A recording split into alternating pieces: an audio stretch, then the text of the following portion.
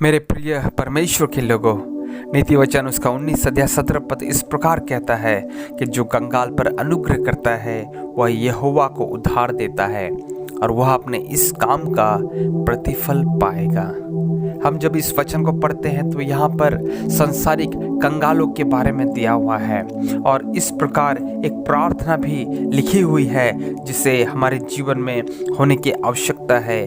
आपके हाथ हमेशा स्वागत करने और आशीष देने के लिए खुले रहते हैं। जब आपका पुत्र क्रूस पर अपने हाथों को खोले हुए मरा तब इस बात को आपने पूरी तरह प्रकट किया। प्रभु उदारता पूर्वक देने के लिए मेरे हाथों को खोल दीजिए।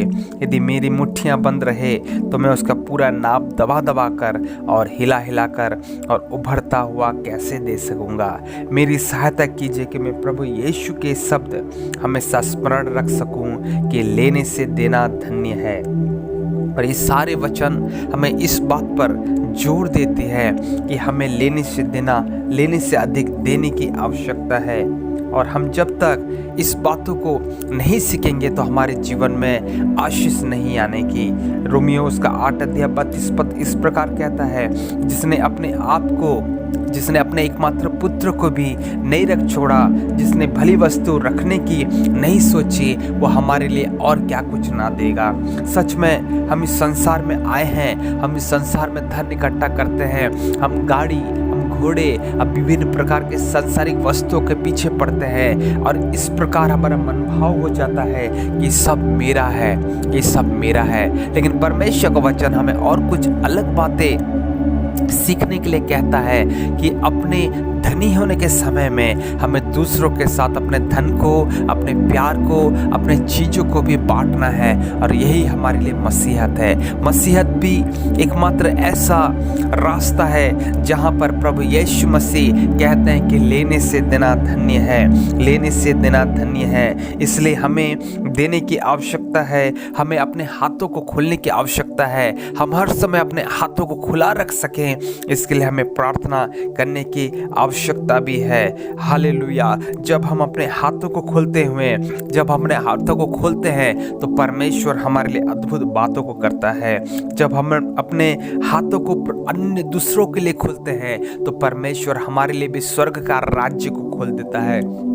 जब हम दूसरों के लिए अपने धन संपत्ति के छोटे से रास्ते को खोलते हैं तो परमेश्वर हमारे लिए भी बड़े बड़े रास्तों को खोल देता है। प्रभु मेरे हाथों को दीन और दरिद्रों की सहायता के लिए खोल दीजिए, मैं कंगाल की सहायता करने से ना थकूं, क्योंकि आपने बारंबार कहा है कि देश में दीन दरिद्र तो सदा पाए जाएंगे।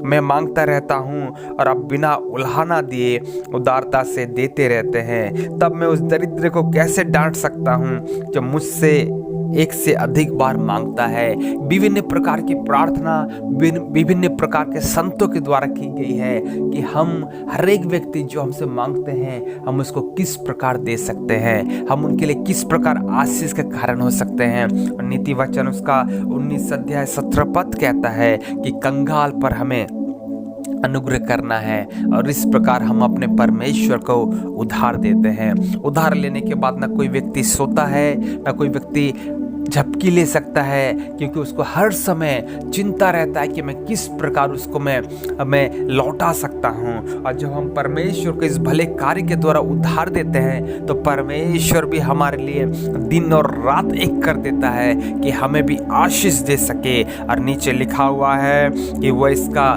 प्रतिफल अवश्य पाएगा। सच में यदि हम इस प्रकार देते हैं कंगालों को, हम परमेश्वर के लोगों को देते हैं, हम परमेश्वर के लिए सेवकाई के लिए बीज को बोते हैं तो परमेश्वर इस काम का प्रतिफल हमें अवश्य देगा। सो अपने हाथों को ना रोकें, अपने मन को बंद ना करें, अपने धन संपत्ति को ना देखें, वरन खुले मन से प्रभु के कार्य को लेते हैं, क्योंकि यीशु ने आप ही कहा है लेने से देना धन्य है। God bless you all.